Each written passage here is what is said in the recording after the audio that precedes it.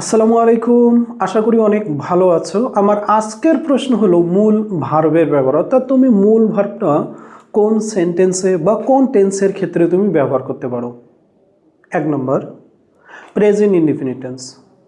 এর subject I অথবা you সহ বহু বচনযুক্ত সাবজেক্টের পরে, যেমন বাংলা ক্রিয়ার চিহ্নের উপায়, যেমন বলি, পড়ি, যাই, আসি, বলো, পড়ো, লিখো, ভাবো, যায়, খায়, বলে ইত্যাদি ওই 2 অক্ষর বিশিষ্ট যে ক্রিয়ার চিহ্নগুলো আছে, সাধারণত প্রেজেন্ট ইনডিফিনিট টেন্সের ক্ষেত্রে আমরা ভার্বের শেষে ভার্বের প্রেজেন্ট ফর্ম ব্যবহার করতে পারি, যদি সাবজেক্টটি থার্ড পারসন সিঙ্গুলার নাম্বার না হয়।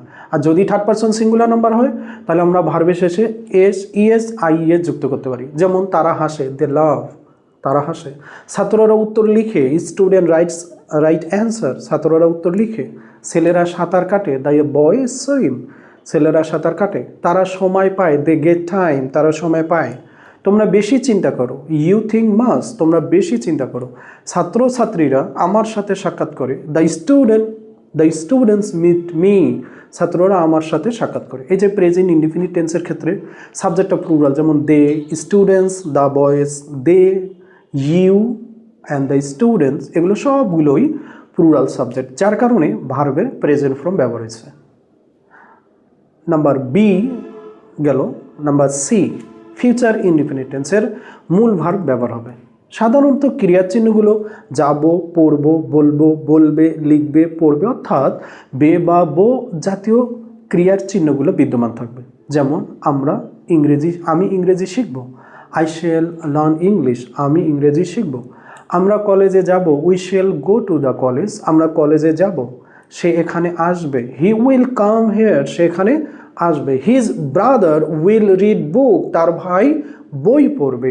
তারা চিঠি লিখবেন, দে উইল রাইট লেটার, তারা চিঠি লিখবেন। আমরা গল্পটি বলবো, উইল অথবা we shall tell the story, আমরা গল্পটা বলবো। এটা সাধারণত আমাদের ফিউচার ইনডিফিনিট টেন্স। আমরা জানি যে ফিউচার ইনডিফিনিট টেন্সে শ্যাল, উইল আমাদের অক্সিলারি ভার্ব আকারে ব্যবহার হয়, কিন্তু মনে রাখতে হবে ভার্বের প্রেজেন্ট ফর্ম ব্যবহার হয়। নাম্বার ডি, প্রেজেন্ট ইনডিফিনিট টেন্সের না বোধক বাক্যের ক্ষেত্রে মূল ভার্ব ব্যবহার হবে। যেমন সাহায্যকারী ভার্ব আমরা ব্যবহার করি ডু নট, ডাজ নট, এরপরে নিঃসন্দেহে অবশ্যই তোমার মূল ভার্বটা ব্যবহার হবে।